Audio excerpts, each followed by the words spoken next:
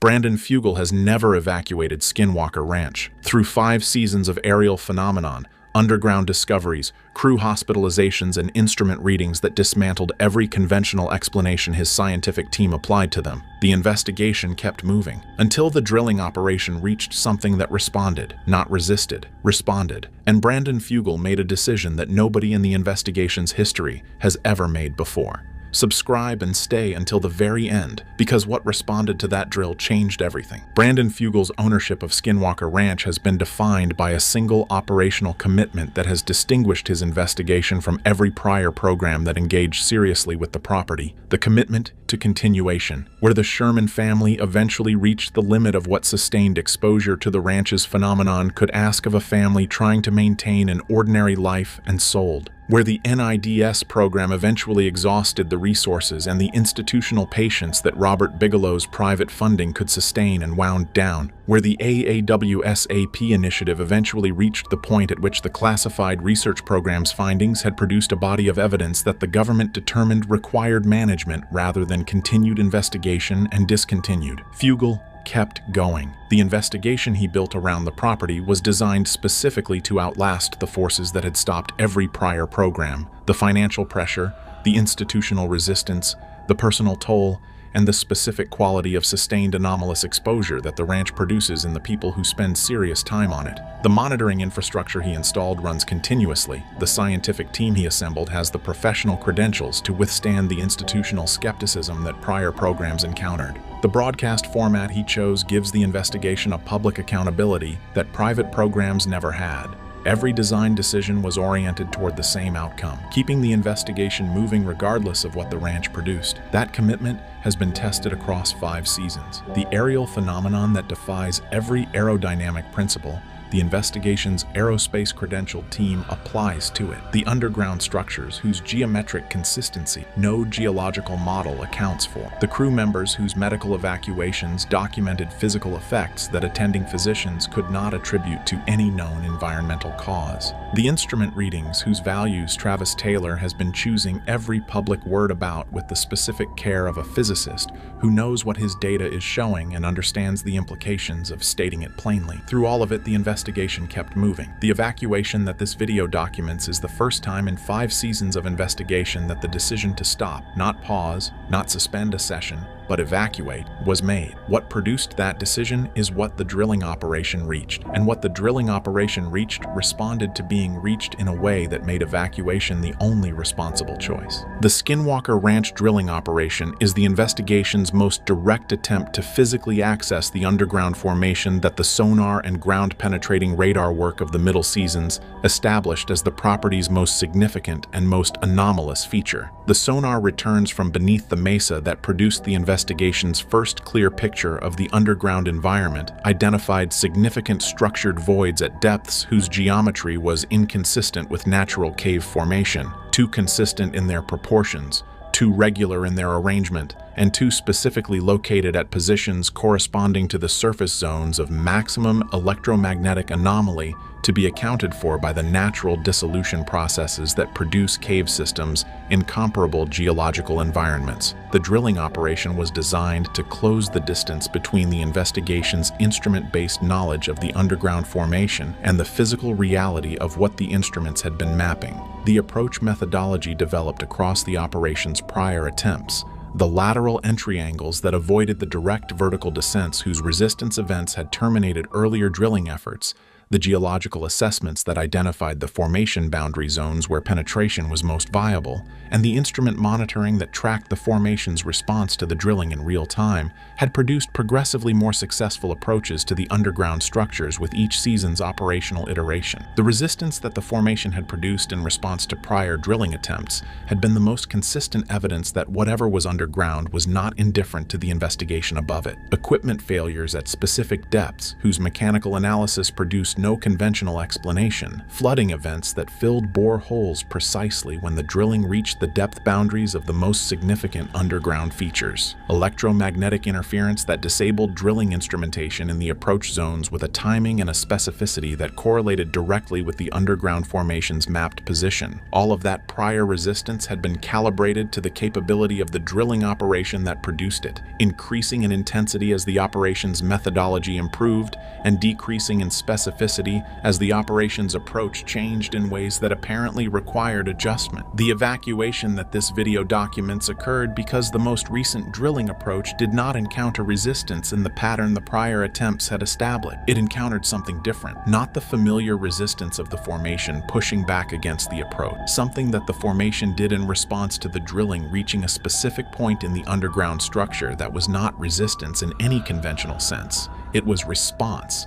And the distinction between those two things is the most significant thing about what the drilling operation just reached. The drilling session that produced the response whose documentation led to the evacuation decision was not approached as a routine operational advancement of the prior approach methodology. It was approached as the most significant drilling session in the investigation's history because the instrument data from the monitoring infrastructure running continuously across the property in the weeks preceding the session had been showing changes in the underground formation's detectable characteristics that the technical team had assessed as indicating a shift in the formation's state, rather than a continuation of the escalating pattern the prior season's monitoring had established. The electromagnetic readings from the active zones above the formation had reorganized in the geographic distribution pattern that the geophysicist's assessment had characterized as consistent with a change in the source geometry of whatever was generating the surface anomalies. The vibration signatures from the underground sensors had been showing the repeating temporal structure whose mechanical precision the prior assessment had established as inconsistent with any geological process in the reference literature. And the perimeter monitoring data had been producing readings whose correspondence to the approach vector established in the prior perimeter sweep analysis indicated that whatever was operating across the broader Uinta Basin had been increasing its activity in the specific section of the property whose underground position corresponded to the drilling operation's current target. The session began with the full monitoring infrastructure running at its maximum deployment configuration, every instrument category active, every camera unit positioned, and the scientific team's full analytical attention directed at the real-time data stream from the sensors closest to the drilling operation's current approach position. The first hour of the session produced instrument readings that the technical team's field notes characterize as the most concentrated simultaneous anomaly across multiple independent measurement categories that the investigation had recorded at any prior drilling session. Not individually the most extreme readings the investigation had ever logged. Specific prior sessions had produced higher peak values in individual instrument categories, but the simultaneous elevation across every instrument category at once, in a spatial distribution that the technical team's analysis established as centered on the drilling operation's current position, was a pattern whose character was different from the escalating response pattern the prior sessions had produced. Something was paying attention to exactly where the drill was, and then the drill reached the depth that produced the response. The specific depth at which the drilling operation produced the response that led to the evacuation corresponds to the upper boundary of the primary void structure that the sonar mapping had identified as the most significant underground feature beneath the mesa, the feature whose dimensions, geometric consistency, and electromagnetic correspondence with the surface anomaly distribution had made it the primary target of the drilling operation's progressive approach across multiple seasons. What happened when the drill reached that depth is what Travis Taylor's description of the session, delivered in the specific language of a physicist whose professional discipline demands precision about what the measurements established and restraint about what they implied, characterizes as unlike anything the investigation's monitoring infrastructure had previously recorded at any depth in any prior drilling session. The electromagnetic readings across the monitoring network did not spike in the escalating resistance pattern the prior sessions had established as the formation's response to the drilling approach. They shifted, simultaneously across every sensor in the network, in a coordinated pattern whose geographic distribution changed from the locally elevated distribution that the approach had been producing to a basin-wide elevation that the network's full geographic extent captured at once, every sensor simultaneously, shifting from a locally concentrated pattern to a basin-wide one in a transition whose speed the monitoring data documents as occurring between consecutive data points in the recording, present in one configuration in one data frame, present in a different configuration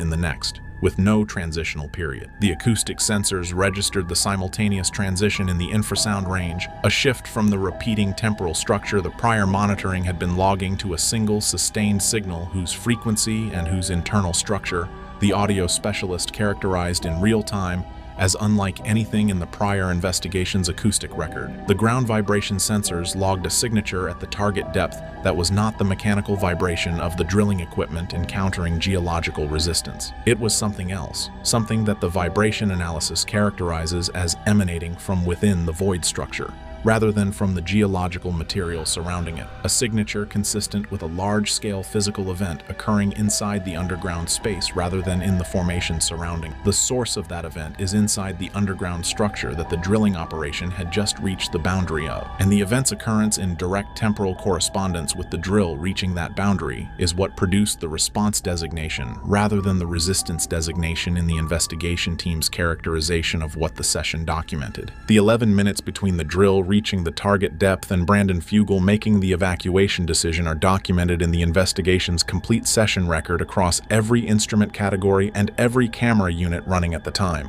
What those 11 minutes contain, the specific sequence of developments in the monitoring data, the physical environment of the property, and the investigation team's direct experience of what was occurring at the session site, is the body of evidence on which the evacuation decision was based and whose character Fugal has characterized in the limited public references to the session as unlike anything in 5 seasons of investigation at the most anomalous property in American research history. The electromagnetic shift that occurred when the drill reached the target depth did not stabilize at its new basin-wide configuration. It continued changing, not returning toward the prior localized distribution but moving further from it, with the basin-wide elevation increasing in intensity across the full monitoring network in a directional movement whose rate the technical team's real-time analysis characterized as accelerating rather than approaching a new equilibrium. Whatever the drilling had triggered was not producing a one-time response and returning to its prior state. It was building. The thermal monitoring at the property surface documented a temperature anomaly that developed in the mesa zone in the minutes following the drill's depth breakthrough,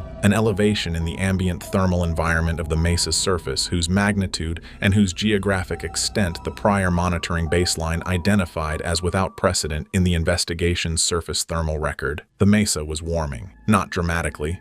The differential was measurable rather than immediately perceptible to the investigators present, but measurable across the full surface extent of the mesa formation in a pattern consistent with heat transmission from below, from something in the underground formation that had changed its thermal state in correspondence with the drilling reaching its boundary. The physical effects on the investigation team members present at the session site in the 11 minutes following the depth breakthrough are the element of the evacuation record that Fugal has been most careful about in his public references to the session. Multiple team members reported effects whose character and whose timing, corresponding directly to the onset of the electromagnetic shift and the thermal anomaly, placed them in the category of the investigation's documented physical effect events. Not dramatic, not acute in the way that prior crew medical incidents had been acute, but present, simultaneous across multiple individuals, and developing in intensity across the 11-minute window in a progression that the investigation's accumulated experience with the physical effects of the ranch's active zones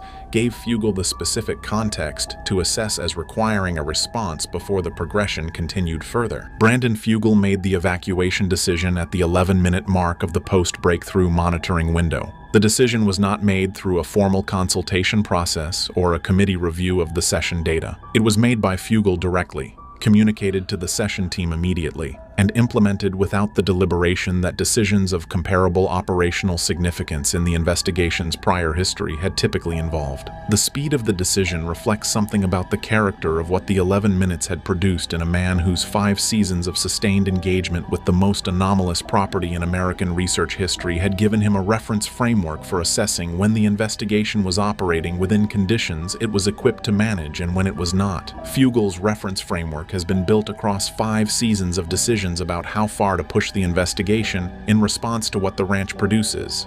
Decisions whose accumulated record across the broadcast seasons communicates a consistent judgment that the investigation should advance toward whatever the ranch generates rather than away from it. He has made that judgment in the face of crew medical incidents, equipment destructions, aerial encounters, and underground resistance events whose cumulative effect on the investigation's operational context has been absorbed and continued. What the 11 minutes following the drill's depth breakthrough produced in Fugal that made the evacuation decision different from every prior decision in the investigation's history is the distinction that makes the evacuation significant. The prior decisions, the decisions to keep moving in the face of everything the ranch had produced, were made in the context of a phenomenon that was producing its outputs in the investigation's vicinity, without directing them at the investigation specifically. The 11 minutes following the depth breakthrough produced something whose character, the monitoring data, and the direct experience of the team members present established as directed. The basin-wide electromagnetic shift, the mesothermal anomaly, the simultaneous physical effects on multiple team members,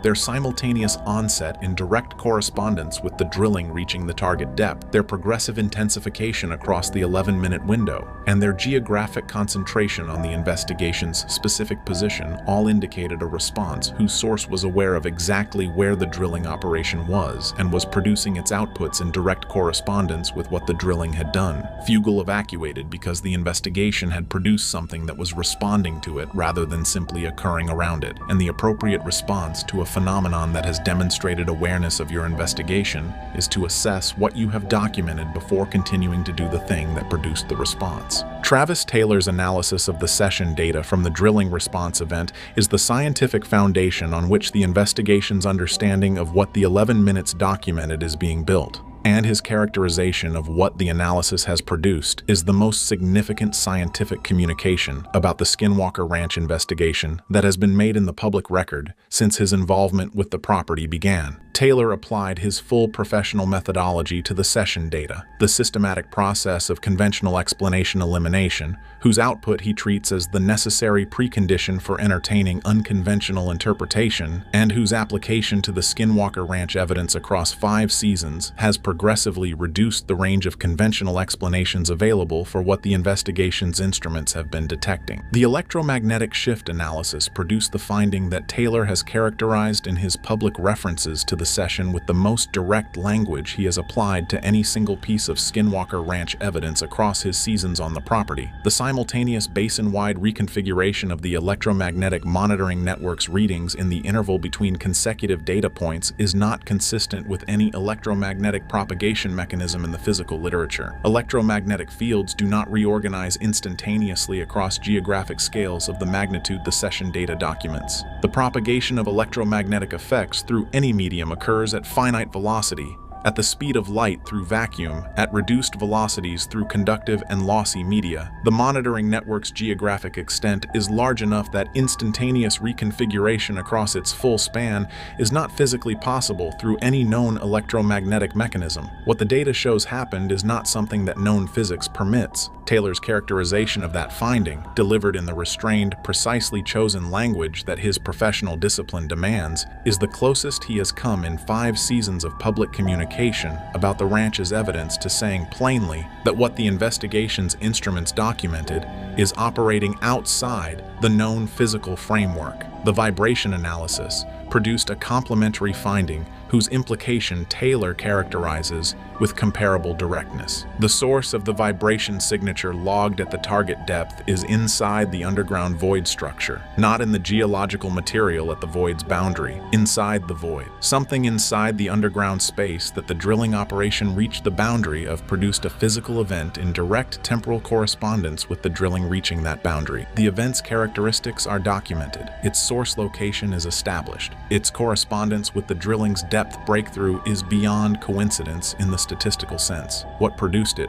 what is inside that underground space, and why the drilling reaching its boundary produced the response the session documented is the question that the investigation's next phase must answer. Taylor's analysis has established what the question is with more precision than any prior season's investigation has achieved. Answering it is what the evacuation bought time to prepare for. The evacuation is not a conclusion. Fugal has been explicit. The investigation has not stopped, the property has not been abandoned, and the drilling operation has not been terminated. What the evacuation produced is a pause whose purpose is the development of a revised operational framework that reflects what the session established about the nature of what the underground formation does when the drilling reaches its primary boundary. The prior framework was designed around a formation that resisted. The new framework must be designed around a formation that responds. Those are different operational challenges. The response profile the session documented, the instantaneous basin-wide electromagnetic reconfiguration, the simultaneous mesothermal output, the concurrent physical effects on multiple team members, constitutes a detailed picture of what the formation produces when its boundary is reached. The boundary penetration that comes next will be the most significant single operational decision in the investigation's history. What happens when the drilling enters the interior of the underground space is unknown.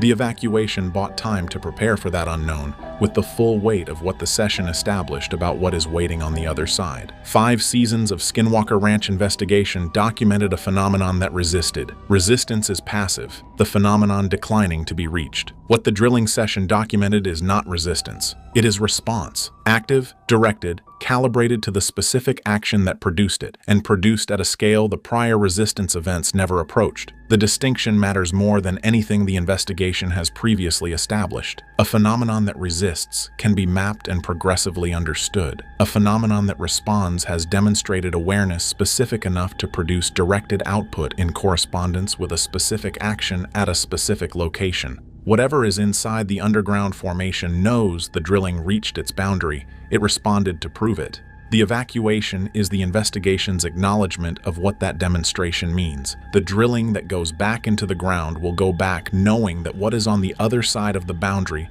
knows it is coming. That knowledge is the most significant thing 5 seasons of Skinwalker Ranch investigation has ever produced.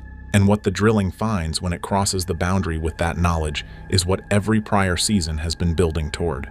Footage from Skinwalker Ranch security cameras documents Dr. Travis Taylor's physical deterioration across 5 seasons, 3 hospitalizations for radiation exposure, weight loss, personality changes, and the moment he collapsed during an experiment. Subscribe now because what cameras captured explains why Travis walked away from the most important investigation of his career. His doctors confirmed radiation poisoning exceeding nuclear worker limits. His family gave an ultimatum: quit or lose them. A classified Pentagon briefing revealed government knew about health risks for decades. The final experiment disrupted his heart rhythm, proving continuation could be fatal. This is why he left. When Dr. Travis Taylor appeared in Season 5 episodes of The Secret of Skinwalker Ranch, viewers familiar with his energetic scientific enthusiasm noticed something had fundamentally changed about the astrophysicist who served as chief scientist since Season 1. Production footage reviewed by investigators and media outlets reveals physical deterioration that became progressively apparent across Season 5 filming, despite editors' attempts to minimize visible decline through careful shot selection and strategic editing.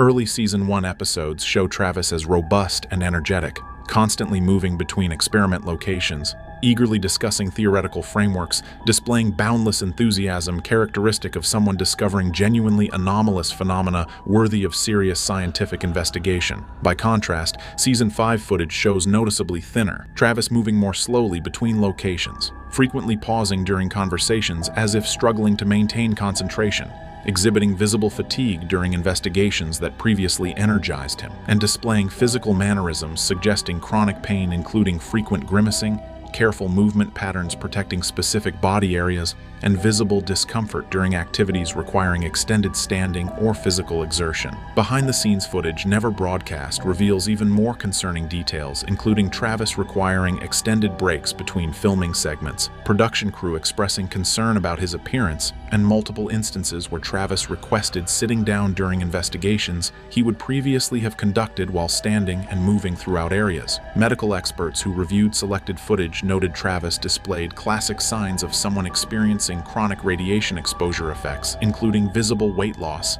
suggesting metabolic disruption, skin changes including unusual pigmentation patterns, and what appeared to be radiation burns in various healing stages, hair thinning consistent with follicle damage from ionizing radiation exposure, and movement patterns suggesting peripheral neuropathy causing pain or numbness in extremities. The most disturbing aspect of reviewing this footage chronologically involves watching a brilliant scientist who began the investigation, healthy, skeptical, and scientifically rigorous, gradually transform into someone who appeared physically compromised, emotionally exhausted, and according to those close to production, privately questioning whether continuing the investigation justified the mounting personal health costs he was paying. Colleagues who worked with Travis across multiple seasons later stated they watched him change from someone who bounded up the mesa with equipment to someone who struggled with the climb. Across 5 seasons of filming at Skinwalker Ranch, Dr. Travis Taylor required emergency medical treatment and hospitalization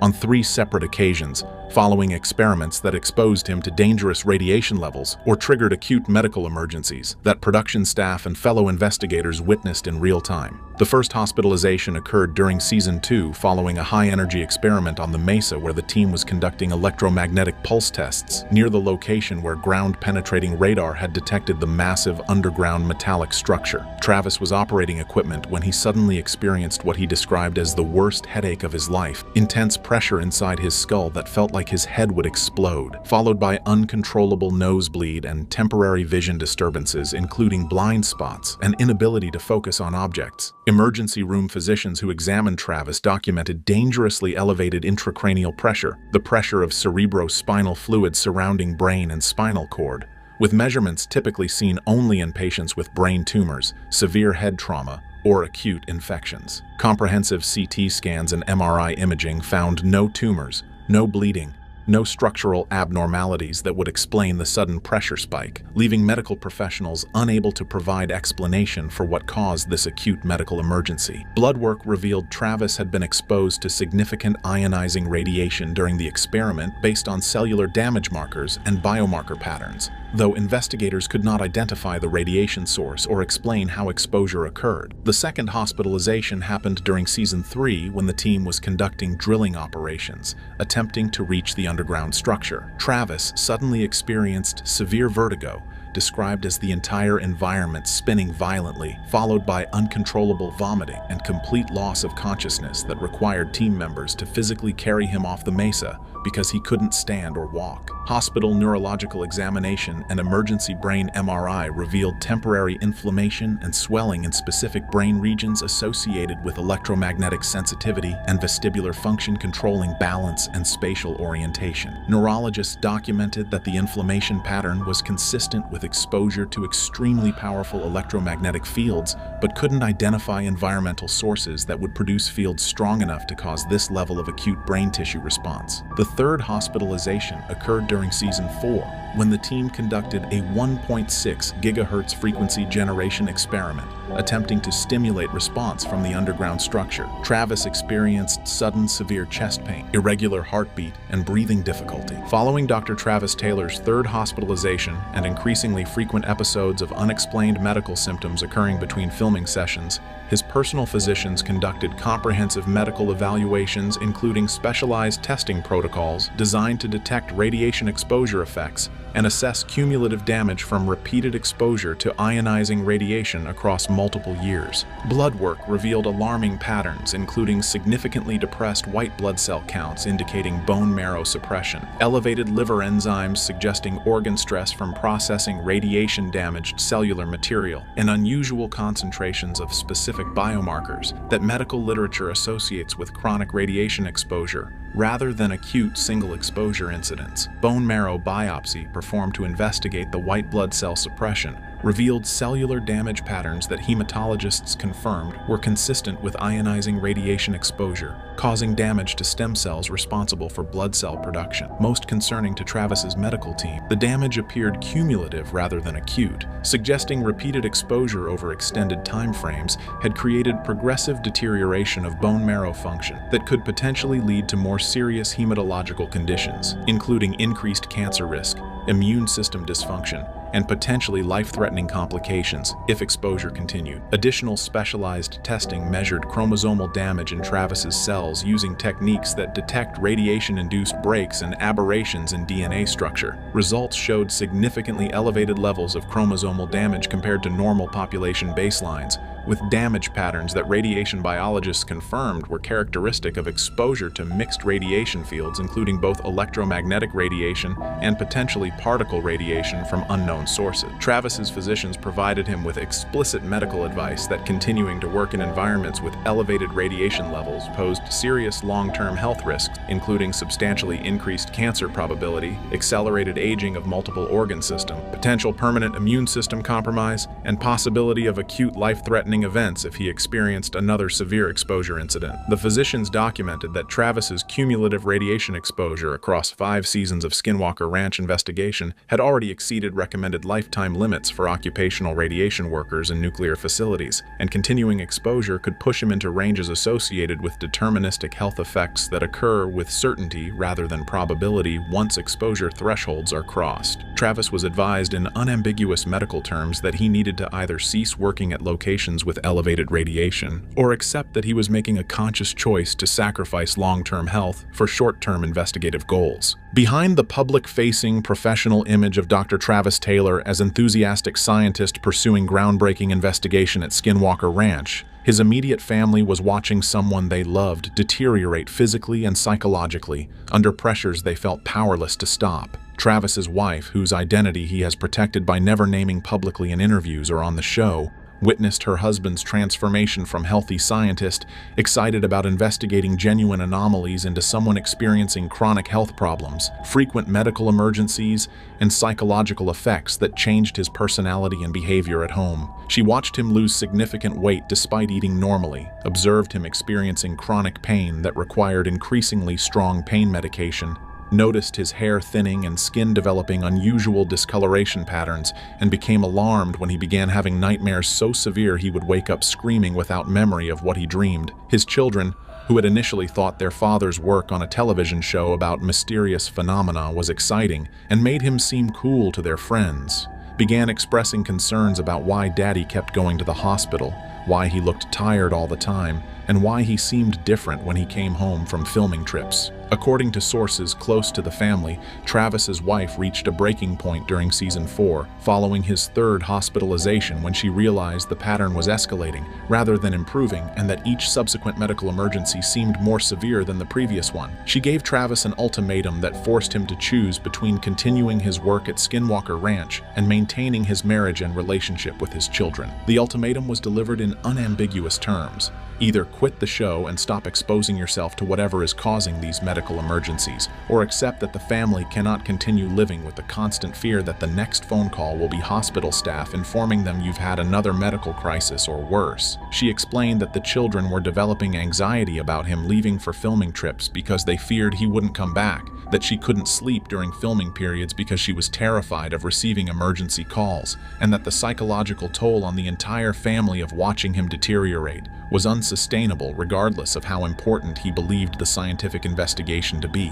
Travis faced an impossible choice between pursuing the most scientifically significant investigation of his career and maintaining the family relationships that gave his life meaning beyond professional accomplishment. During season 4 filming, Dr. Travis Taylor participated in a classified briefing with Department of Defense officials and Pentagon representatives who had maintained ongoing interest in Skinwalker Ranch phenomena since the 1990s, when the property was owned by Robert Bigelow and investigated under the Advanced Aerospace Weapons System Applications Program. This classified briefing, which Travis has obliquely referenced in interviews without providing details due to non-disclosure agreements, apparently provided him with historical context about government knowledge of the ranch that fundamentally changed his understanding of what he was investigating and the risks he was accepting by continuing the work. According to sources familiar with the briefing content, Pentagon officials shared classified data about health effects experienced by previous investigators who had worked at the ranch during the Bigelow ownership period under government contract. This historical health data revealed that Travis's medical emergencies and radiation exposure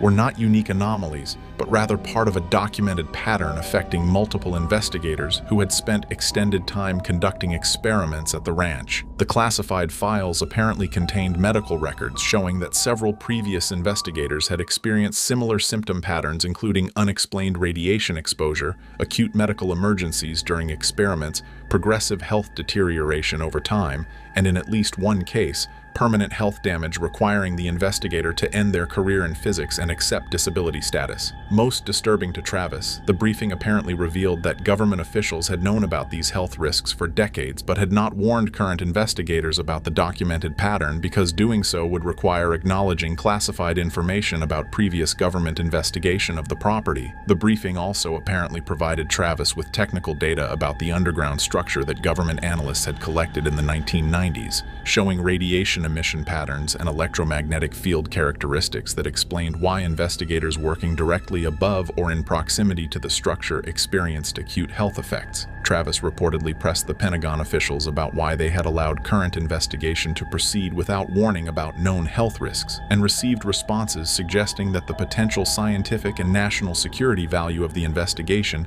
outweighed concerns about individual investigator health, particularly since participation was voluntary and investigators had signed comprehensive liability waivers. This revelation that government had knowingly allowed him to expose himself to documented health hazards apparently contributed significantly to Travis's decision to walk away. Production footage that never made it into broadcast episodes of The Secret of Skinwalker Ranch documents some of Dr. Travis Taylor's most severe medical incidents and psychological episodes that network executives and production company leadership determined were too disturbing for television broadcast, or would raise questions about investigator safety that could expose the production to liability concerns. One particular incident captured on multiple camera angles during Season 3 filming shows Travis conducting an experiment near the triangle area of the property when he suddenly stopped moving, stood completely still for approximately 15 seconds with what production staff described as a blank expression, and then collapsed to the ground, losing consciousness. The footage shows team members including Brandon Fugal and Eric Bard rushing to Travis's position, attempting to revive him by calling his name and checking vital signs, and appearing genuinely frightened by his unresponsive state. Audio captured by boom microphones records someone saying, "Call an ambulance," and another voice saying,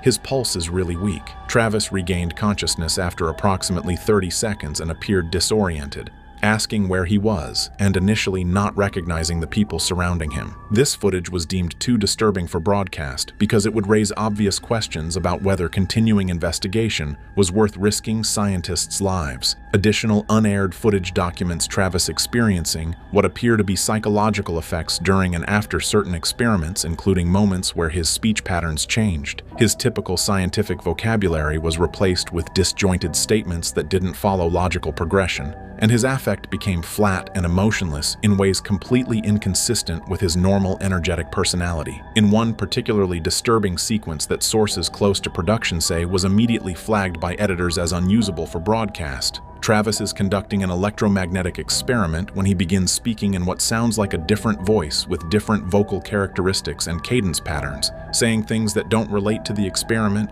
and that he later claimed to have no memory of saying. Production crew members visible in the background of this footage appear visibly uncomfortable and confused, with at least one person backing away from Travis and another making a gesture that appears to be crossing themselves as if witnessing something spiritually disturbing. When Travis returned to normal consciousness and personality, he asked what had happened and appeared genuinely disturbed when crew members attempted to describe what they had witnessed. Network executives reportedly viewed this footage and immediately determined it could never be broadcast. Individuals who worked closely with Dr. Travis Taylor across multiple seasons of Skinwalker Ranch filming noticed progressive personality changes that extended beyond simple fatigue or stress from demanding production schedules, and instead suggested something more fundamental was affecting his psychological state and cognitive function. Early seasons showed Travis as consistently upbeat, enthusiastic about every experiment regardless of outcome, quick with jokes and humor even during long filming days. and maintaining genuine scientific curiosity and open-mindedness about anomalous data, even when it contradicted his initial hypotheses. By season 4, and especially season 5, colleagues noticed Travis had become notably more serious, sometimes going hours without joking or displaying his characteristic humor, appearing withdrawn during breaks between filming when he would previously socialize with team members, and displaying occasional emotional volatility, including moments of irritation or frustration over minor issues that he would previously have handled with patience and good humor. Eric Bard, who worked closely with Travis on numerous experiments, later commented in interviews that watching Travis's personality change across seasons was concerning, and that there were moments when Travis didn't seem like Travis, describing instances where the brilliant scientist he knew seemed absent and replaced by someone going through the motions without the passion and intellectual engagement that had characterized his earlier work. Dragon, the ranch security chief who interacted with Travis regularly, noted in off-camera comments to production staff that Travis seemed increasingly haunted as seasons progressed, using that specific word to describe someone who appeared to be carrying psychological weight beyond normal job stress. Thomas Winterton,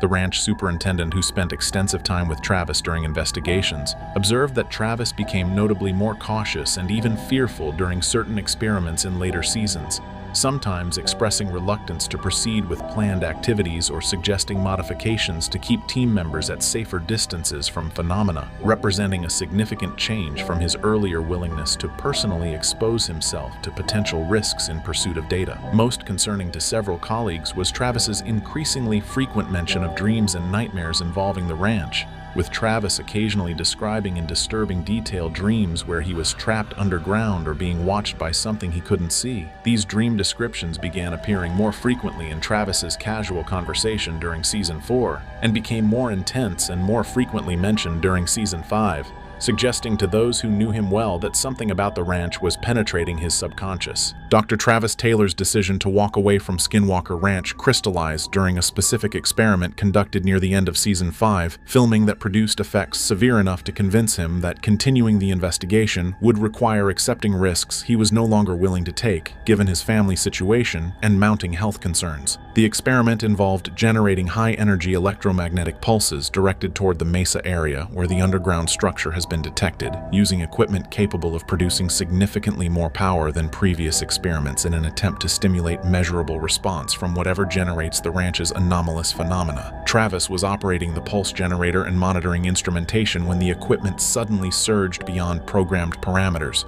producing energy levels substantially higher than intended and creating electromagnetic fields strong enough to cause visible electrical arcing in the surrounding air. In that moment, Travis experienced what he later described as the most intense physical sensation of his entire time at the ranch, a feeling of being simultaneously frozen in place and pulled toward the ground by forces he couldn't see, combined with sudden overwhelming nausea and a sensation he described as feeling like his DNA was being pulled apart at the molecular level. The experience lasted approximately 10 to 15 seconds before the equipment automatically shut down due to safety protocols, but Travis immediately knew something was seriously wrong because he could feel his heart beating irregularly, and his vision had developed strange distortions where straight lines appeared curved and colors seemed oversaturated and unnatural. Team members present reported that Travis looked like he'd seen a ghost, with his face pale and expression displaying genuine fear rather than the scientific curiosity that usually characterized his reactions to anomalous events. Travis requested that filming stop and told Brandon Fugal privately that he needed to end the investigation day immediately and seek medical evaluation. Hospital examination revealed Travis's heart rhythm had been disrupted into an arrhythmia pattern that cardiologists confirmed could have progressed to life-threatening cardiac arrest if it had continued. The cardiac arrhythmia appeared to have been triggered by the intense electromagnetic pulse exposure during the experiment, representing a direct causal link between ranch phenomena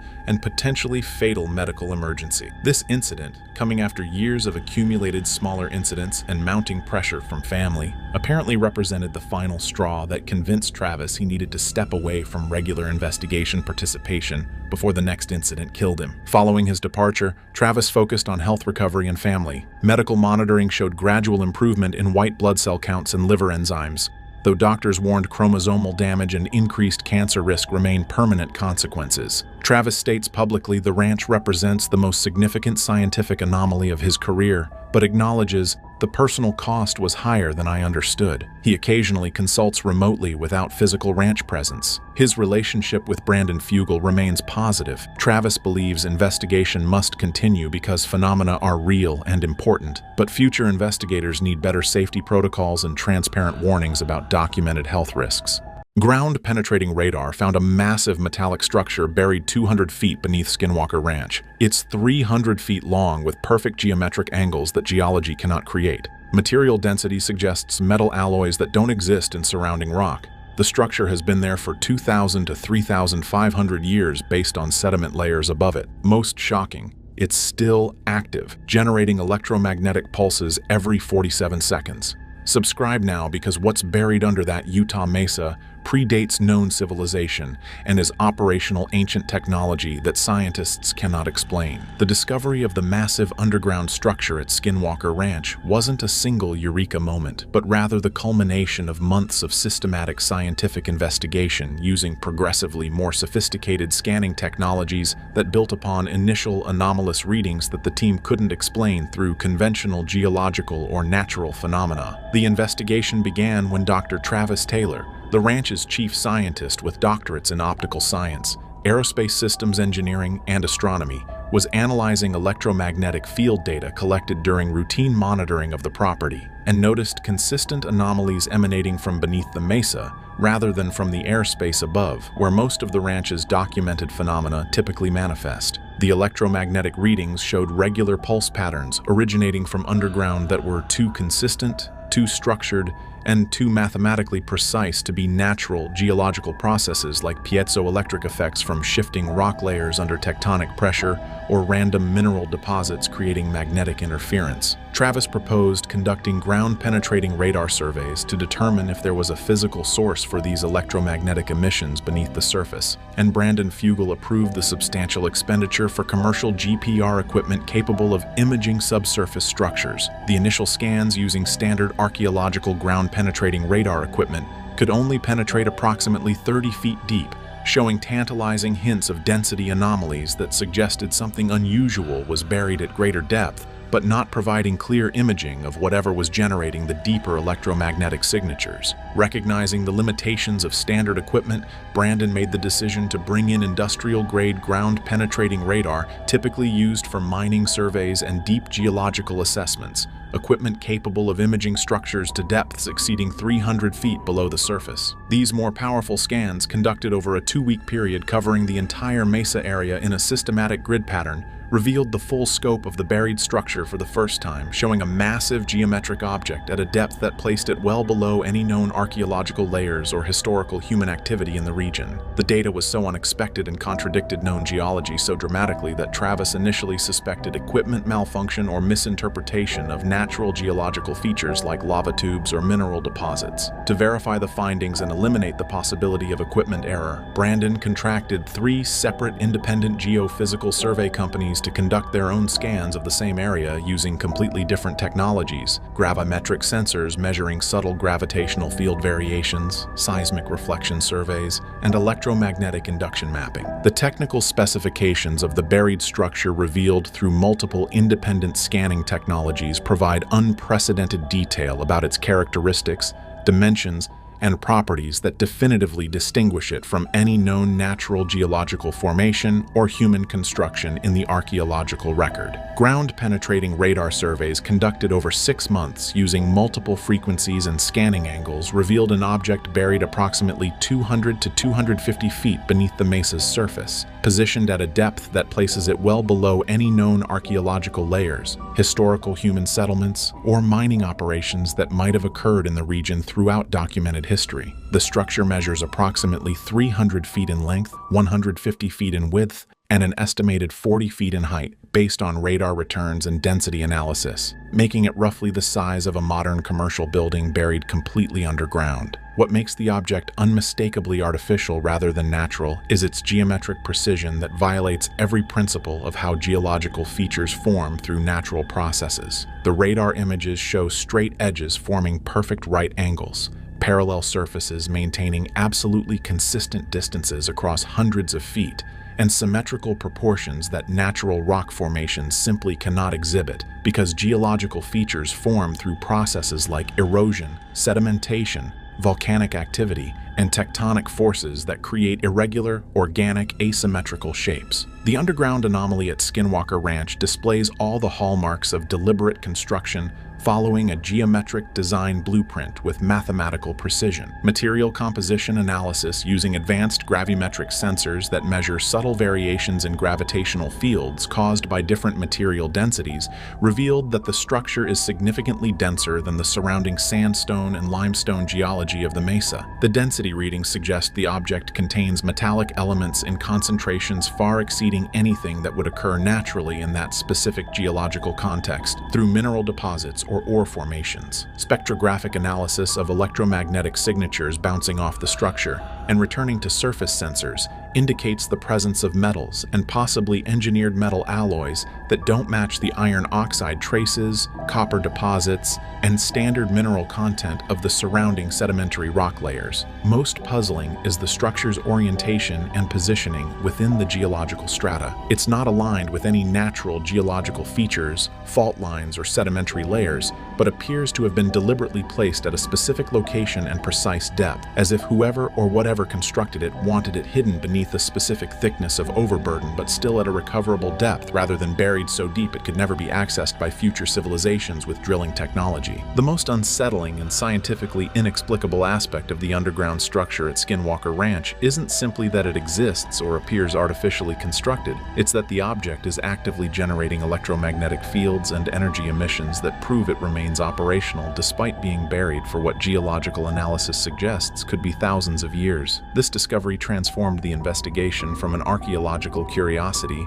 into a potential technological revelation that challenges fundamental assumptions about ancient civilizations and the limits of preserved functionality over geological timescales. Dr. Travis Taylor's electromagnetic monitoring equipment, positioned at multiple locations across the mesa and calibrated to detect extremely subtle field variations, detected pulses emanating from the buried structure at remarkably regular intervals averaging every 47 seconds. These pulses aren't random electromagnetic fluctuations or background noise from natural sources like lightning, solar radiation, or Earth's magnetosphere, but rather structured emissions with consistent frequency patterns, predictable amplitude variations, and directional characteristics that indicate deliberate signal generation rather than passive electromagnetic leakage from degrading metallic materials corroding underground. The energy signature operates primarily in frequencies between 1.6 and 2.2 gigahertz, a range that overlaps with modern satellite communications, radar systems, and wireless data transmission, but with modulation patterns that don't match any known human technology or natural electromagnetic phenomena documented in scientific literature. Most significantly, Travis discovered through months of careful correlation analysis that the underground electromagnetic emissions correspond precisely with anomalous phenomena observed above ground at Skinwalker Ranch. When the buried structure pulses with higher intensity electromagnetic bursts, the team simultaneously records increased UAP activity in the airspace directly above the mesa, sudden radiation spikes in specific areas of the property that trigger Geiger counters and dosimeters, and cascading equipment malfunctions affecting GPS navigation, radio communications, drone flight systems, and sensitive electronic instruments. The correlation between underground pulses and surface phenomena is too consistent, too precise, and too mathematically correlated to be coincidental, suggesting the buried structure is either causing the aerial phenomena through some unknown energy projection mechanism, communicating with whatever creates those phenomena through electromagnetic signaling, or serving as a beacon or homing device that attracts unknown entities or craft to this specific location. Analysis of the energy emission patterns reveals sophisticated characteristics that challenge explanation through any conventional framework. Determining the age of the buried structure at Skinwalker Ranch has proven extraordinarily challenging because conventional archaeological dating methods like radiocarbon dating of organic materials or thermoluminescence of fired ceramics require physical samples extracted from the object itself, which the team doesn't have access to without conducting full-scale excavation that involves drilling through 200 feet of sediment and rock. However, geological analysis of the sediment and rock layers positioned above the structure provides compelling indirect evidence about minimum age that has profound and disturbing implications for the timeline of advanced technological civilization in North America. Geological core samples extracted from multiple locations across the mesa using specialized drilling equipment show undisturbed sedimentary layers extending continuously from the current ground surface down to the depth where the buried structure is located. These layers represent hundreds or potentially thousands of years of continuous natural deposition created through wind erosion carrying dust and particles, seasonal water flow depositing silt and minerals, organic decomposition from plants and animals creating soil overburden, and gradual accumulation of volcanic ash from distant eruptions settling across the landscape over centuries. The critical scientific observation that eliminates recent human burial as an explanation is that none of these sedimentary layers show any evidence of disturbance, excavation,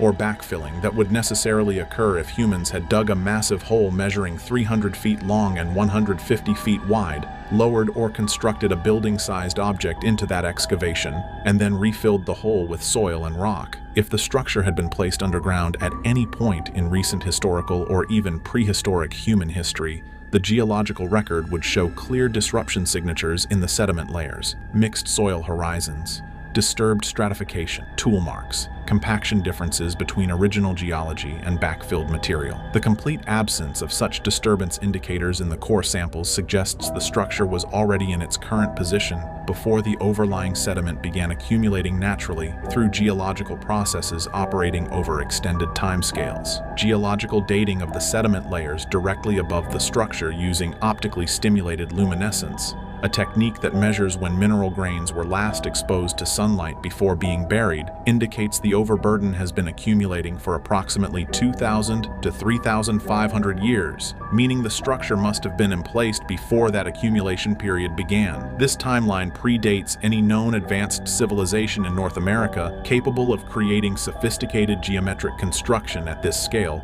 with apparent metallic composition and ongoing electromagnetic functionality. Determining the actual purpose and function of the buried structure at Skinwalker Ranch requires analyzing the energy patterns, emission characteristics, and behavioral responses documented through years of monitoring, leading investigators to several competing theories about what this ancient technology was designed to accomplish and whether it's still performing its original mission after thousands of years underground. Dr. Travis Taylor's analysis of the electromagnetic emissions provides the most compelling clues about functional purpose based on the signature characteristics of the pulses and their correlation with external phenomena. The regular pulsing electromagnetic fields operating in gigahertz frequency ranges closely match the operational patterns of modern radar systems, long-range communications arrays, or sophisticated sensor networks designed to detect and track objects or phenomena across vast distances. The fact that emissions operate on precise mathematical intervals rather than random or chaotic patterns suggests deliberate engineering for a specific functional purpose rather than accidental byproduct of material degradation or geological processes. Travis's leading theory proposes the structure functions as an ancient monitoring station that has been passively observing Earth-specific celestial phenomena or dimensional boundaries for millennia, automatically collecting data through its sensor systems and potentially transmitting compiled information to unknown receivers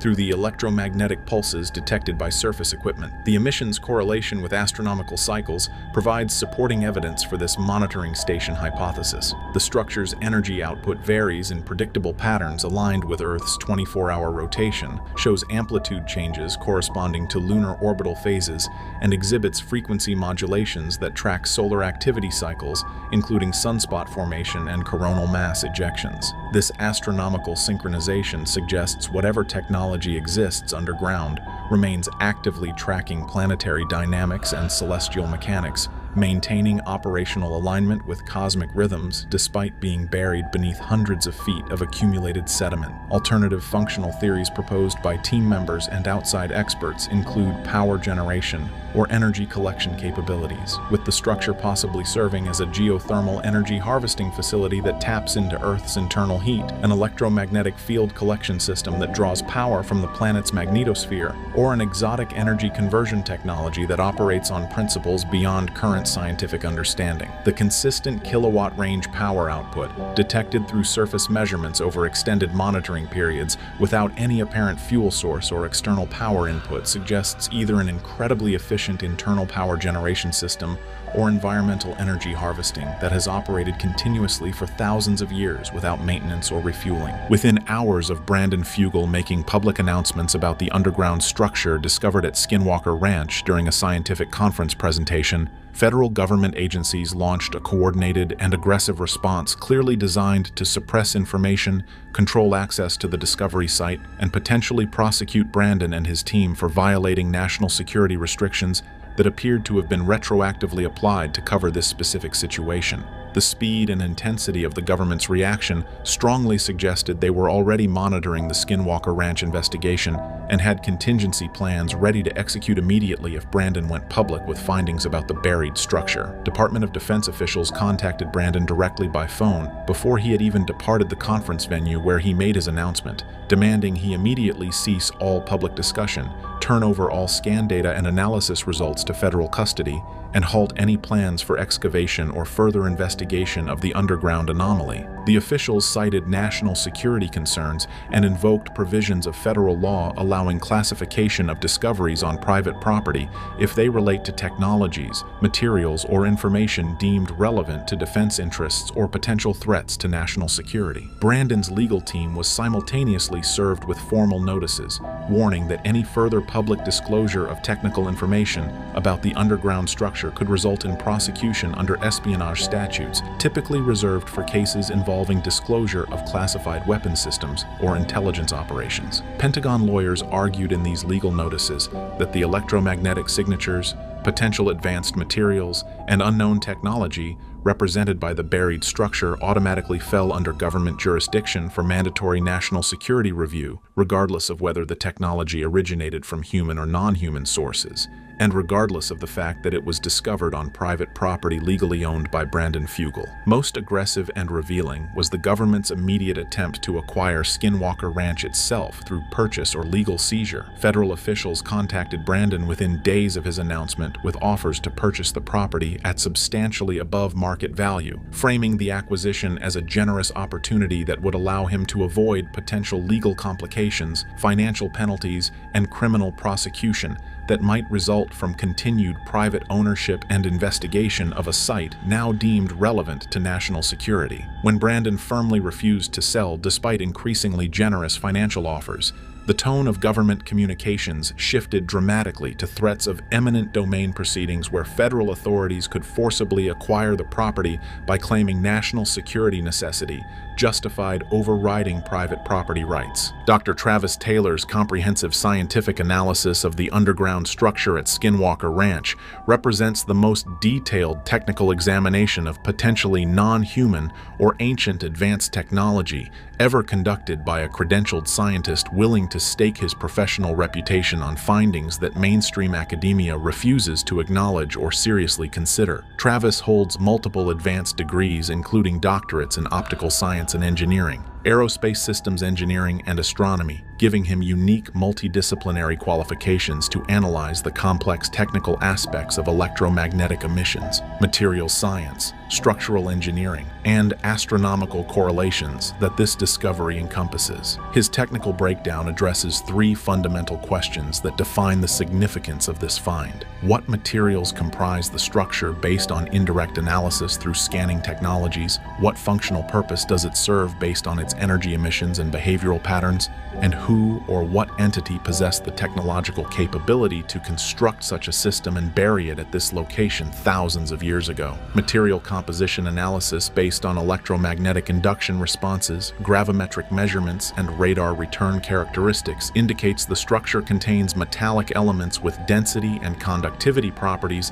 suggesting titanium-based alloys, stainless steel compositions, or possibly engineered materials not found in Earth's natural geological processes. The electromagnetic reflectivity patterns captured by ground-penetrating radar show the structure has a layered construction architecture with different materials at various depths and positions within the object, similar to how modern engineered structures use different materials for different functional purposes: structural support, electromagnetic shielding, thermal management, equipment housing, rather than being carved from solid uniform rock or cast from single composition metal. Travis's analysis of the energy emission characteristics provides the most compelling evidence about functional purpose and ongoing operational status. The regular electromagnetic pulsing at 47-second intervals operating in gigahertz frequency bands matches signature patterns associated with radar systems designed for long-range detection, communications arrays transmitting data across vast distances, or sensor networks collecting and processing environmental information. The modulation patterns within these pulses show characteristics suggesting encoded information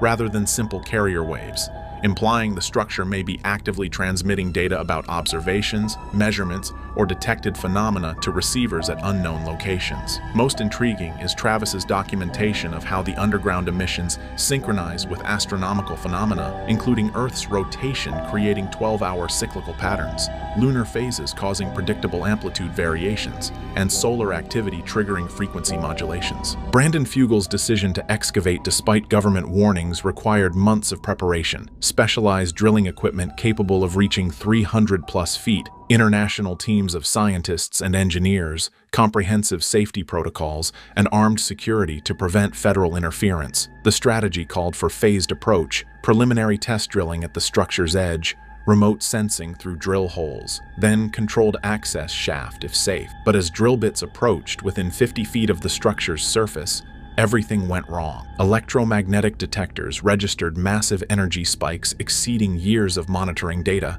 Equipment failed catastrophically. GPS lost satellite lock. Radios filled with static and strange tones. Cameras recorded distorted images. Most alarming were immediate health effects. Crew members experienced sudden headaches, nausea, disorientation, and nosebleeds attributed to radiation exposure or electromagnetic field interaction. Bryant Arnold's warnings about the structure defending itself proved accurate. The operation was immediately suspended. Some team members now refuse to participate in any further excavation attempts, convinced disturbing the technology triggers protective responses. If confirmed through excavation, this discovery rewrites everything. Proof of advanced civilization in North America thousands of years before mainstream archaeology acknowledges. Evidence of non-human intelligence on Earth in the distant past. The possibility human development isn't linear but cyclical. Advanced civilizations rising and falling throughout prehistory. This technology at Skinwalker Ranch could rewrite textbooks about human origins and our place in the universe. The truth buried beneath Utah desert is about to expose that we're not the first advanced civilization on this planet. History as we know it is wrong. The morning started like any other on the secret of Skinwalker Ranch, cameras rolling, the crew preparing for another long day of experiments. But by noon, everything changed. Travis Taylor's van was found abandoned behind the mesa, its doors unlocked, and its equipment still running. What investigators claimed they discovered inside that van was so disturbing that the footage was locked away and never aired. Audio files, photographs, and something else. Something that shouldn't exist on Earth. Before we uncover the chilling truth of what was found inside, make sure you subscribe, because this might be the most disturbing discovery in the history of Skinwalker Ranch. It was just after sunrise when the producers first realized something was wrong. The crew gathered at the base camp as usual, the Utah air still cold enough to see their breath. Every vehicle was accounted for except one. Travis Taylor's van was missing. At first, no one panicked. Travis had a reputation for wandering off before dawn to calibrate sensors or chase a lead on his own. But As the hours stretched and radio calls went unanswered, that familiar scientific curiosity gave way to a rising unease. Around 9:20 a.m., Caleb spotted tire tracks leading off the access road, heading toward the back of the mesa, a restricted area where the radiation spikes had once nearly hospitalized Thomas Winterton. Brandon Fugal ordered a small team to check it out while cameras stayed rolling from a distance. When they crested the ridge, there it was. Travis's gray van, parked half-buried in the red dust, door slightly ajar, hazard lights still blinking faintly. Though the battery should have been long dead, the air around it felt wrong, heavy, metallic, humming just at the edge of hearing. Caleb called out twice before approaching, his boots crunching on the gravel. The smell hit him first, sharp and sterile, like burnt electronics mixed with something sweet, almost chemical. Inside, the driver's seat was empty, the key still in the ignition. A digital Geiger counter on the dashboard flickered erratically, jumping between normal background radiation and bursts that would have required a nuclear source. In the back, they found a setup that didn't belong on a reality show. Monitors bolted to the walls, wires running into the floor, dozens of notebooks filled with equations that didn't match any known experiment conducted for the series. Someone, likely Travis, had been living in that van, sleeping there, working there, documenting something off the books. A single camera mounted above the rear door was still recording, its red light blinking like an unblinking eye. Caleb radioed Brandon, his voice barely steady. "We found the van. You need to see this yourself." When Brandon and the crew arrived, they surrounded the vehicle in silence. The only sound was the faint clicking of the Geiger counter and the low hum beneath their feet, as if the mesa itself was listening. No one could explain the symbols scrawled in white chalk across the back window, a spiral surrounded by 3 intersecting lines, Travis's handwriting, and just below it, a message etched into the dust: "Don't open the case." When the crew finally entered Travis Taylor's van under Brandon Fugal's orders, they expected more of his scattered notes and research gear, not what they actually found. Wedged between the driver's seat and the passenger floorboard was a small black recorder, the kind used for field notes. The red light was still flashing, meaning it had been running for hours after Travis vanished. Caleb pressed play. At first, all they heard was static, a soft hiss that built into a rhythmic clicking, like Morse code, but irregular, organic. Then came the voice. It was Travis, low, deliberate, and strained. "It's responding. The pattern's changing every time I speak," he whispered. There was the sound of movement, a door opening,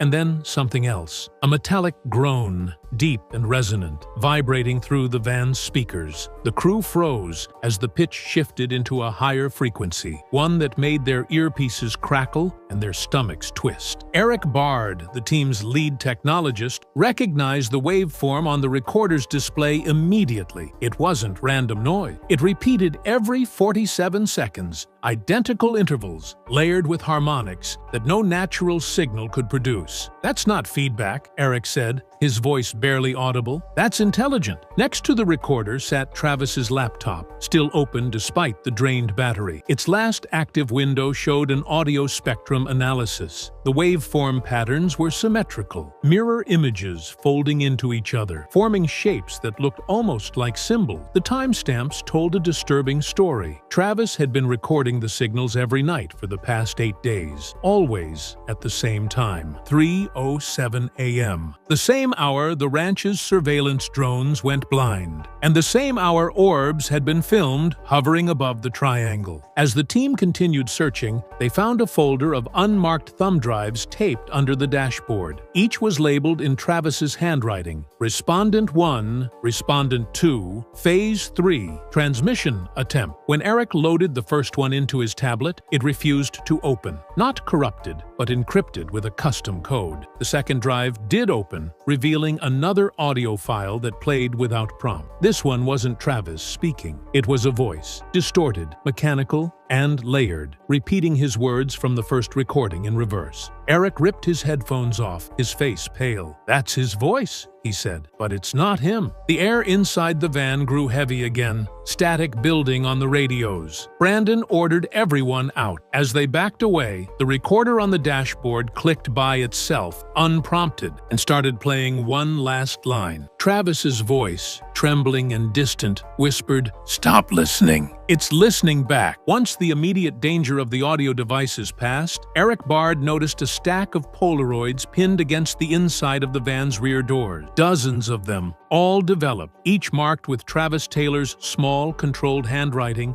along the white margins. The first few looked harmless enough. The mesa at night, shots of the triangle field, what appeared to be long exposure experiments capturing faint light streak. But the deeper the crew dug, the stranger the images became.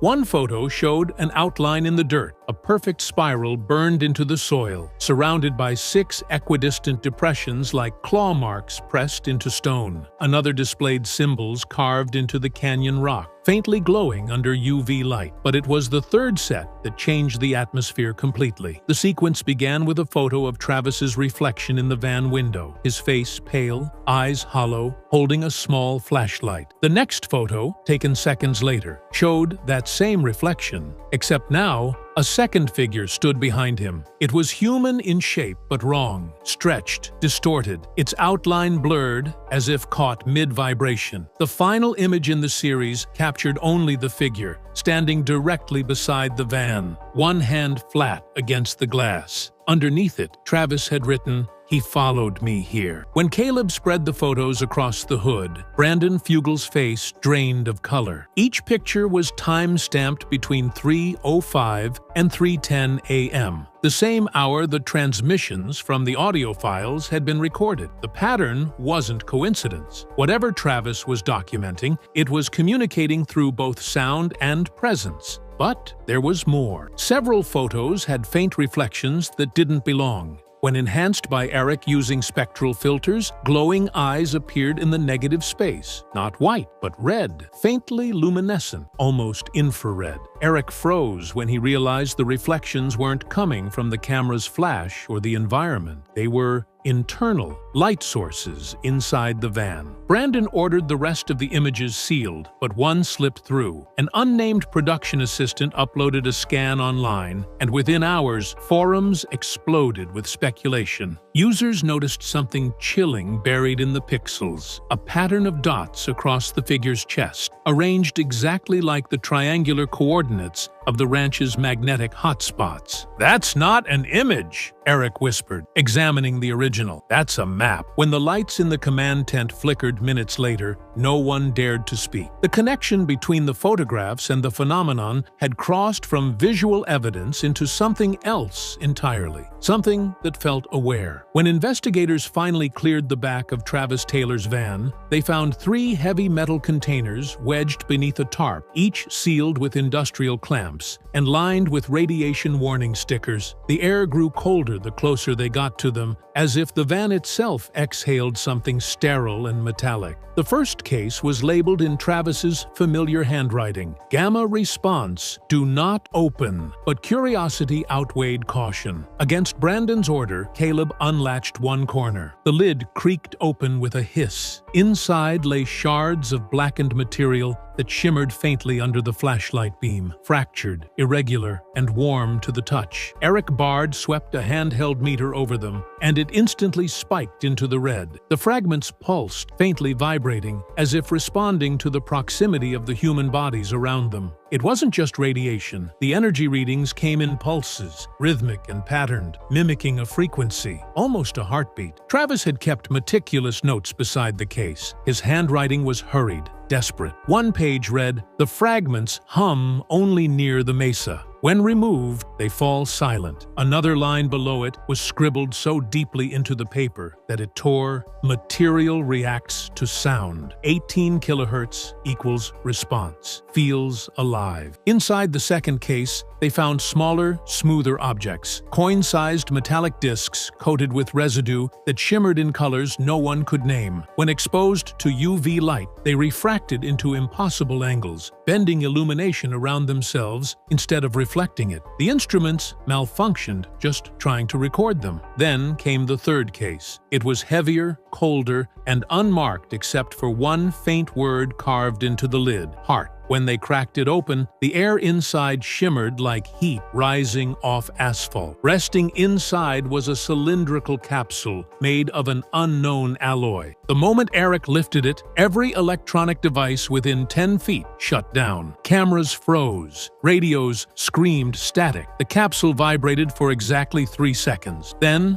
went still. Later analysis revealed that its mass didn't match its size. It weighed almost double what its volume should allow. Inside Travis's notes, one chilling passage explained why. "The capsule amplifies local field resonance," he wrote. "It doesn't contain power, it feeds on it." The crew backed out of the van in silence, their skin tingling, hearts pounding. The fragments, the discs, the capsule, none of it resembled any known human technology. And yet, Travis had been cataloging it carefully, as if studying something he already understood. As Brandon looked back toward the mesa looming in the distance, he muttered under his breath, "Whatever this is, he brought part of it back with him." The Geiger counter inside the van clicked twice more before going completely silent. Then, in that sudden stillness, every crew member felt the vibration again, deep beneath the ground, rising through their feet like the slow heartbeat of the desert itself. Hidden under the driver's seat, wrapped in a piece of torn tarp, was Travis Taylor's field journal. At first glance, it looked like every other research log he'd kept: neat handwriting, timestamps, measurements, standard procedure. But as the pages turned, the writing shifted. The entries became erratic, fragmented, almost paranoid. The first strange note appeared 3 weeks before the van's discovery. "The mesa is not reflecting signals anymore. It's replying." Every few pages, a new pattern emerged. Strings of numbers, strange diagrams resembling constellations that didn't exist. One sketch depicted the mesa as a hollow pyramid, with tunnels converging beneath a sphere marked source scribbled next to it. "It hums louder when I whisper back." Then came the shift in tone. The sentences turned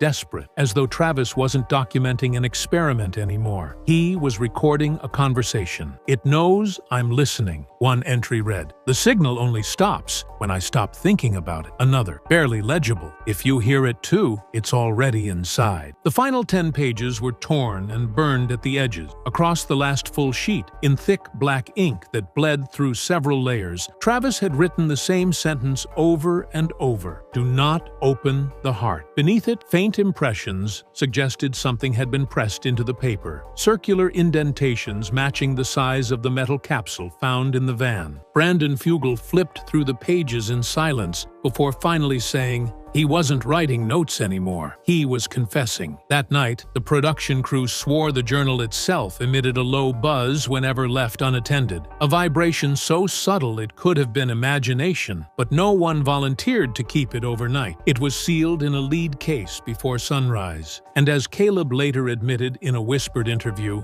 "I think Travis knew the van wasn't just storing data. It was containing something, and he was losing the fight to keep it inside." As investigators prepared to tow Travis Taylor's van off the ranch, Eric Bard noticed something odd about the floor. The metal beneath the rear mat gave off a faint echo, hollow where it should have been solid. Kneeling down, he pried at the edge with a multi-tool until the lining lifted, revealing a hidden seam. Beneath it was a small latch welded into the frame, disguised under layers of dust. With gloves on, Caleb forced it open, exposing a narrow compartment sealed with heat-resistant foil. Inside lay a single object, a cube roughly the size of a human fist, wrapped in what looked like aged burlap. When Eric unwrapped it, the van's radiation meter chirped to life again, not in random spikes, but steady, measured beats. The cube was matte black, cold to the touch, etched with patterns too precise to be carved by hand. They looked like circuitry, but the material wasn't metal. It seemed to absorb light instead of reflecting it. The moment Eric lifted it, every camera in the van glitched. The footage stuttered for exactly 3 frames before freezing on an image that none of the crew ever forgot.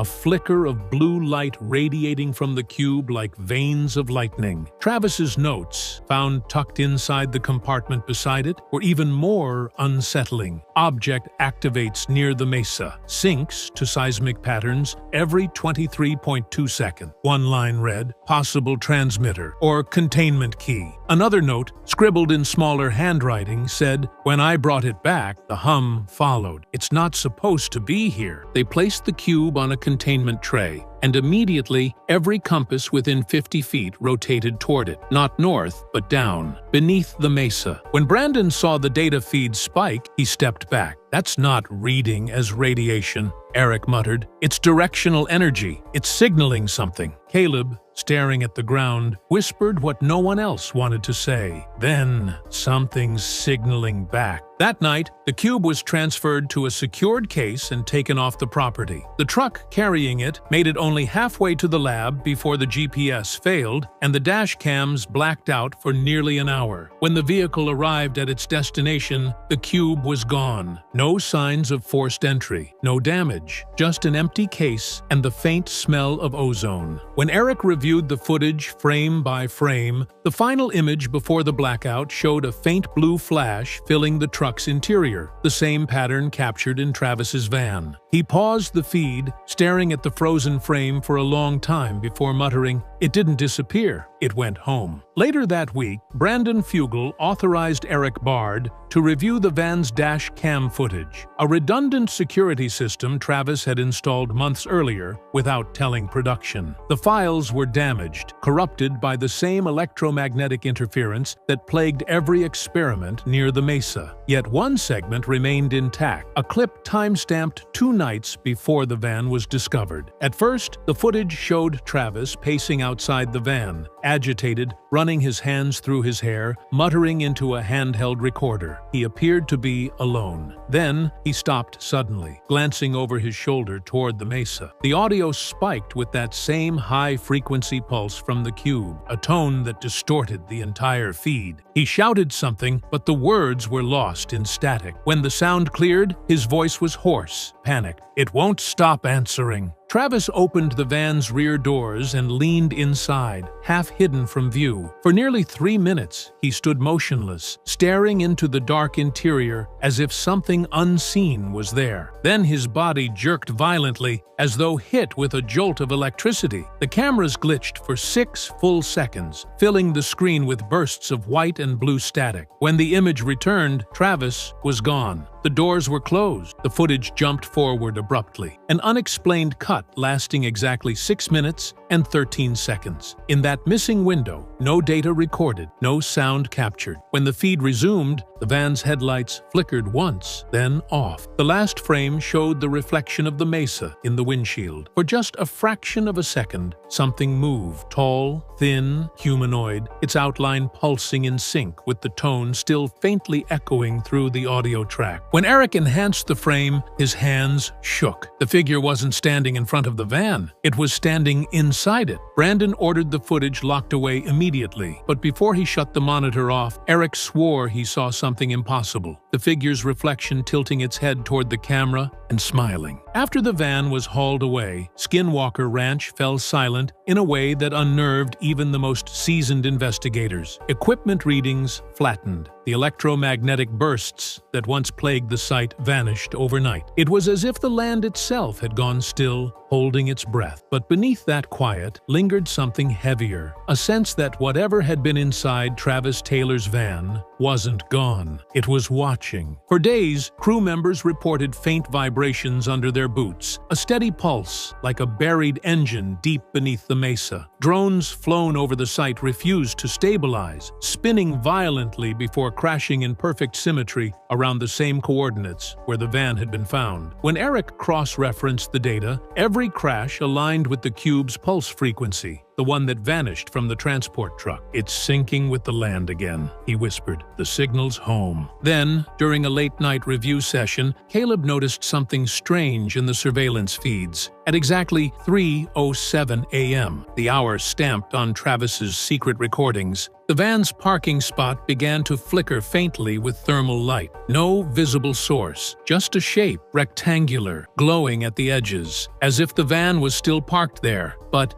invisible to the naked eye. The next morning, Brandon ordered the team to stay clear of that area. Yet, curiosity won. Eric set up a sensor grid along the perimeter, recording low-frequency audio across a 12-hour cycle. What it captured made his stomach drop. Beneath the hum of static, a faint whisper looped at irregular intervals. It was Travis's voice, distorted but unmistakable, repeating the same phrase he'd once written in his journal: "Do not open the heart." By the time investigators retrieved the file, the whisper had changed, evolving, splitting into two overlapping tones, one human, one mechanical. When slowed down, the second voice formed coherent words: "Still here." Brandon sealed the area immediately. The official report listed equipment malfunction, but the crew knew better. Weeks later, the van reappeared in a storage hangar miles from the ranch, delivered without explanation, keys in the ignition, battery drained to zero. Every surface inside was coated with a thin layer of ash. There were no signs of forced entry, just a single message burned into the passenger door from the inside: "It's not over." Since then,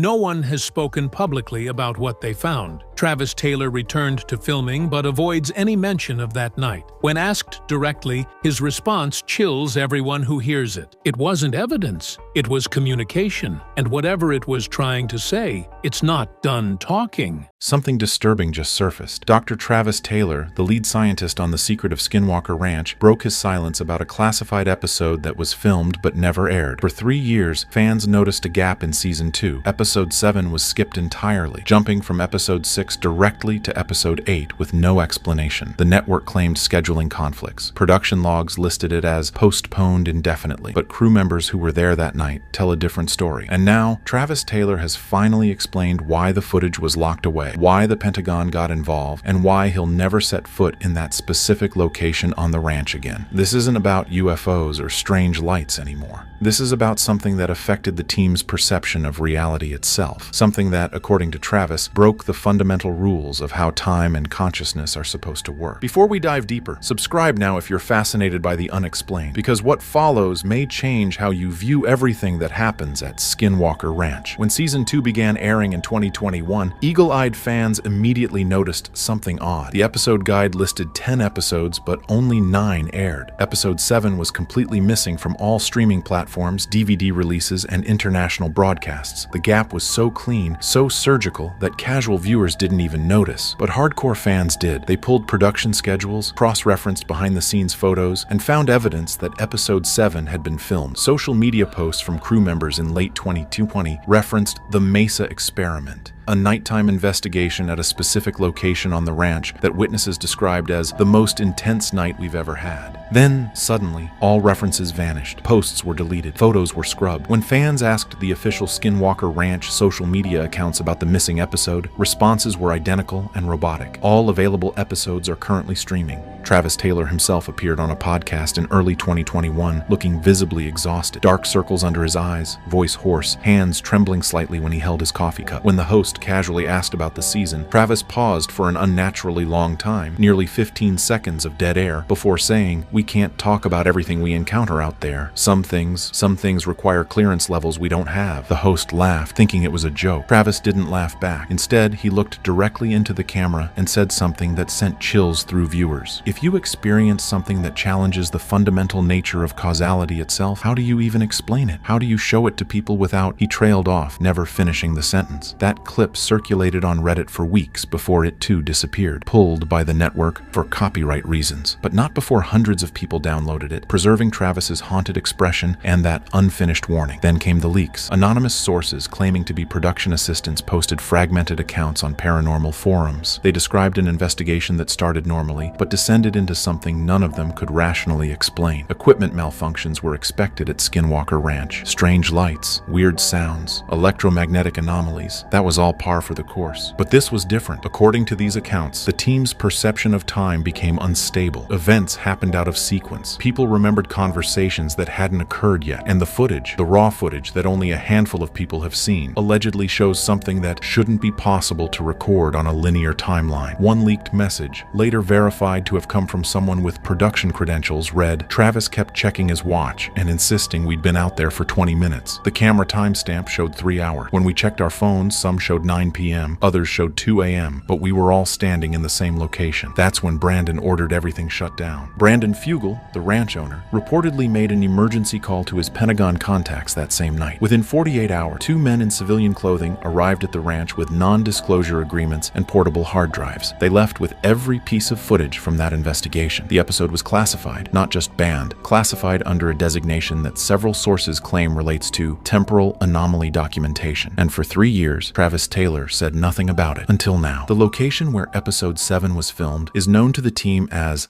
the Shelf, a flat, elevated section of land on the eastern side of the property, overlooking a deep ravine. Indigenous tribes in the area have avoided this spot for generations, calling it the place where time breaks. Early Spanish explorers documented strange experiences near the Shelf, describing instances where travelers claim to have walked the same path multiple times despite moving forward or arriving at destinations before they had departed. Modern surveyors in the 1970s abandoned mapping the area after GPS equipment began showing their position in multiple locations simultaneously. When the Skinwalker Ranch team decided to investigate the Shelf in October 2020, they knew its reputation. But Travis, ever the scientist, wanted hard data. He brought equipment specifically designed to measure temporal displacement, atomic clocks synchronized to GPS satellites, multiple cameras with hardwired timestamps, and sensors that could detect if local time moved at a different rate than the surrounding area. The experiment was simple in concept. Spend 6 hours on the Shelf running tests, measuring everything, and documenting any anomaly. They brought enough battery power for 12 hours just in case. What they didn't prepare for was the possibility that 6 hours might not mean the same thing in that location. According to Travis's recent statement, delivered in a private interview that was leaked against his wishes, the problems began before they even reached the Shelf. "We started hiking up at exactly 6:47 p.m., Travis explained, his voice carrying a weight that wasn't there in earlier seasons. I checked my watch multiple times. By the time we reached the top, it should have been around 7:15 p.m. But when we arrived, Dragon's watch said 9:22 p.m. Bryant's said 7:03 p.m. Mine said 6:52 p.m., 5 minutes before we had left. Initially, they assumed equipment malfunction. Watches could be wrong, but the camera timestamps were impossible to dismiss. 3 different cameras, all hardwired to internal clocks, all showing different times, and none of them matching what the team members remembered. That's when I knew we were dealing with something outside conventional physics, Travis said. You can't have 3 atomic clocks showing 3 different times in the same location unless space-time itself is fractured. They set up equipment anyway, determined to document whatever was causing the temporal distortion. And that's when things got worse. The cameras kept recording, but the footage showed events out of sequence. In one continuous shot, Travis is seen setting up a sensor array. In the next frame, the array is already complete and running. Then, 3 frames later, Travis is back to setting it up again, wearing different clothing than he had been wearing moments before. "We thought the cameras were glitching," Travis explained, "but when we reviewed the footage in real time on the monitors, we could see ourselves doing things we hadn't done yet. Not predictions, not premonitions, actual footage of future events playing in the present." Bryant Dragon Arnold, the ranch's security chief, reported seeing Travis walk past him toward the equipment while simultaneously watching Travis stand 15 feet away, talking into a radio. Both versions were solid, physical, real. When Dragon called out, both Travises turned to look at him. "Dragon grabbed my arm," Travis recounted, his voice shaking slightly. "He said, 'Which one are you?' And I didn't know how to answer that question, because if he could see 2 of me, which one was actually me? Was I the one he was touching, or the one standing by the equipment, or was I both, or neither?" The team tried to leave. That's when they discovered the real problem. The path they had used to reach the Shelf was gone. Not hidden, not blocked, gone. The terrain had changed. Where there had been a gentle slope, there was now a sheer drop. The landmarks they'd used to navigate, a distinctive rock formation, a dead tree, existed but in different positions, as if the landscape itself had been rearranged. "We were trapped in a location that was geographically unstable," Travis said, "not just temporally unstable. The actual physical space was shifting. We'd walk 50 feet north and end up south of where we started. We'd head head downhill and find ourselves going uphill. The footage from this period, the footage that only a few people have seen, allegedly shows the team walking in straight lines but arriving back at their starting point from different directions. Paths that should have been impossible, geometry that violated Euclidean space, and then the duplicates appeared. We started seeing ourselves, Travis said, and for the first time in the interview, he looked directly at the camera with an expression of pure,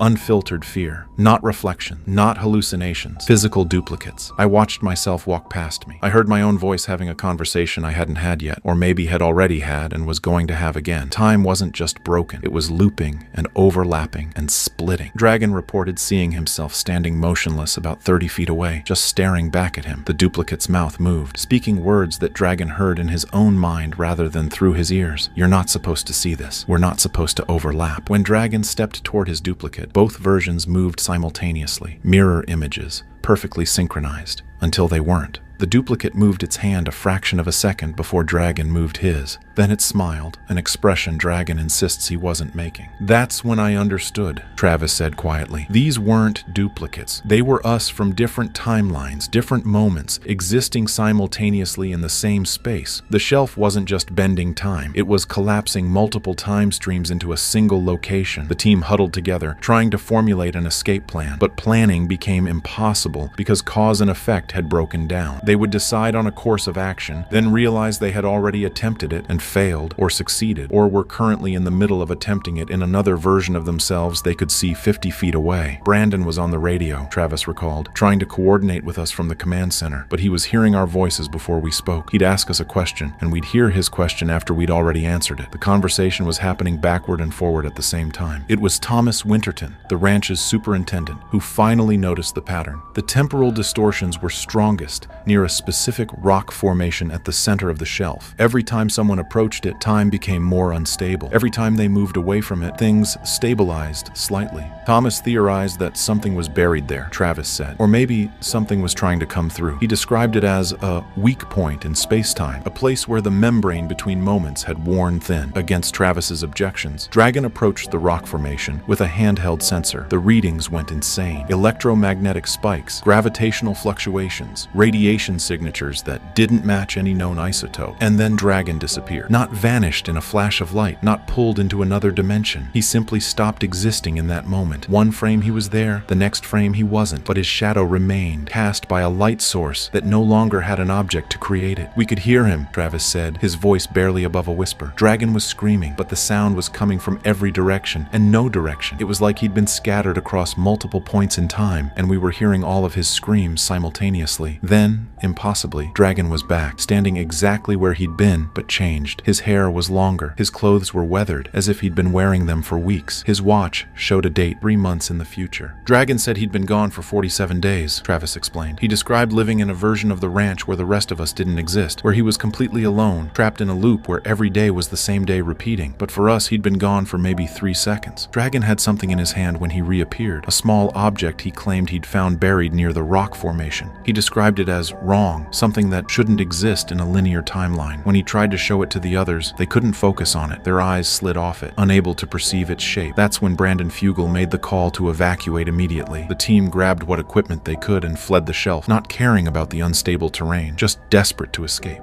They made it down in what felt like 10 minutes. When they checked their watches, 6 hours had passed. When they checked the camera timestamps, some showed they'd been gone for 14 hours. Others showed 23 minutes. But the worst discovery came when they reviewed the footage later that night. In the background of several shots, visible in the distance on the shelf they'd just evacuated, were human figures. The team counted carefully. There were 7 figures. The team had only consisted of 5 people. The 2 extra figures wore the same clothing as Travis and Dragon, but when the team froze the frame and zoomed in, the duplicates' faces were blurred, distorted, like reality couldn't decide what they should look like. Those weren't us, Travis said flatly. Or maybe they were us from a timeline where we didn't leave. Maybe they're still up there, trapped in that temporal loop. Maybe we are. Maybe the versions of us that came down aren't the originals. How would we even know? That question, how would we even know, haunted the team for weeks. Travis began experiencing what he described as temporal echoes, memories of events that hadn't happened yet. or had happened in a slightly different way. He'd remember conversations with specific words that, when they actually occurred, had different words. He'd recall entire days that nobody else remembered. Dragon refused to talk about his 47 days alone, but his wife reported that he'd wake up screaming about the loop and the ones who didn't make it out. He lost weight, not from lack of eating, but as if his body was still living through those 47 days simultaneously, burning calories in a timeline that no longer existed. The object Dragon brought back from the shelf was confiscated by the Pentagon contractors within hours. Travis never saw it again, but he described it in his statement. It looked like a rock, but its surface moved, not like water or liquid, like time itself was flowing across it. When I tried to pick it up, my hand aged. The skin wrinkled, the veins became more prominent, my fingernails grew. When I pulled my hand away, it returned to normal. That object existed in multiple states of decay and formation simultaneously. The raw footage from that night was seized and classified. The Pentagon representatives reportedly told Brandon Fugal that the investigation had documented a temporal anomaly consistent with theoretical models of space-time collapse, and that public distribution could cause widespread temporal perception disorder. What does that mean? According to leaked documents, analysts who reviewed the footage began experiencing their own temporal distortions.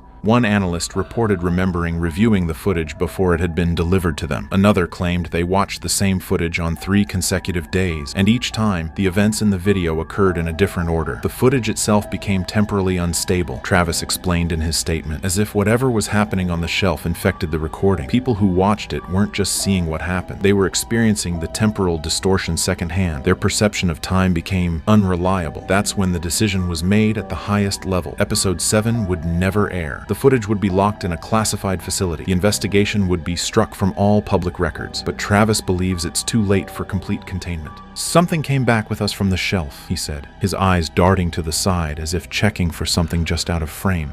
"I don't mean a creature or an entity. I mean a pattern, a temporal instability that's spreading. Sometimes I'll be talking to someone and they'll respond to something I haven't said yet. Sometimes I'll walk into a room I've never been in and know exactly where everything is because I've already been there in a future I haven't lived yet." He paused, swallowing hard. "And sometimes, late at night, I see him, the other Travis, the one who stayed on the shelf. He's standing in my backyard or at the end of the hallway or in the reflection of my car window. He looks older, tired, like he's been living all the timelines simultaneously while I've only been living one." Travis ended his statement with a warning. "We opened something at Skinwalker Ranch that we don't know how to close. The shelf is still there, still active, still collapsing timelines into itself. And I can't prove this, but I think that every timeline that collapses creates another duplicate, another version of the people who were there that night. And those duplicates have to exist somewhere." He leaned closer to the camera, his voice dropping to barely a whisper. "If you ever go to Skinwalker Ranch, stay away from the eastern shelf. Don't let them convince you to go up there, because if you do, you might come back, but you'll never be sure if you're the same you that went up. And the version of you that didn't make it out, it'll still be up there, living every possible timeline, watching every version of itself, unable to die because it's trapped in a loop where death itself just restarts the sequence." The interview ended there. The video was posted to a fringe paranormal website and removed within hours, but not before thousands of people downloaded it. In the comments, dozens of viewers reported the same experience. While watching Travis's statement, they felt like they'd already watched it before. They remembered details that hadn't happened yet in the video. They anticipated his words before he spoke them. One commenter wrote, "I watched this video 3 times, but I only clicked play once. I don't know how to explain that. I remember watching it, then watching it again, then watching it a 3rd time, but my browser history only shows 1 view. Did I watch it 3 times in 3 different timelines? Am I remembering futures that haven't happened yet?" Another simply wrote, "I saw myself in the background of the video, behind Travis, through the window, but I've never been to his location. I've never met him. How could I be in the background unless..." Travis hasn't appeared publicly since that statement. His social media went dark. The secret of Skinwalker Ranch continued without addressing the missing episode, and production moved all investigations away from the eastern portion of the property. But last week, a hiker in Utah, nearly 50 miles from Skinwalker Ranch, posted a photo to social media. In the distance, standing on a rocky shelf, were 7 human figures. The hiker claimed there was nobody else on the trail that day, but in the photo, the figures were clearly visible. When the image was analyzed, facial recognition software identified 5 of the figures: Travis Taylor, Dragon, Thomas Winterton, and 2 other team members from that night.